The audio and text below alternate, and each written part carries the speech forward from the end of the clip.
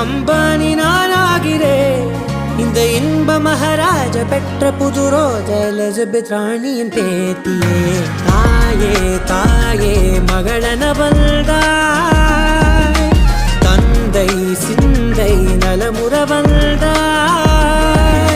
நீயே லோகம் என்று ஆனாய் பெண்ணே, என்னை ஆளும் தெய்வம் நீதான் கண்ணே.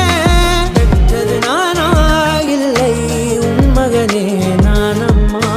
தாயே தாயே மகளன வந்தாய், தந்தை சிந்தை நலமுற வந்தாய்.